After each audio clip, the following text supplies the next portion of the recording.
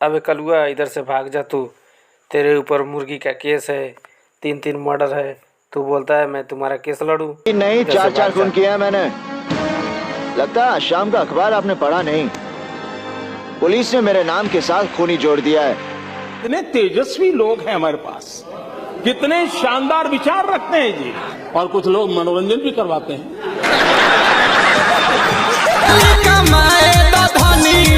हम ना जा दे। अरे घरवा सुतले से कार चली। अरे छोड़ा हमके जाए दो। 12 गो लड़का हो गए ना, कब कचाता 14 हो जाऊँ। गुनाह नहीं हुआ मुझसे।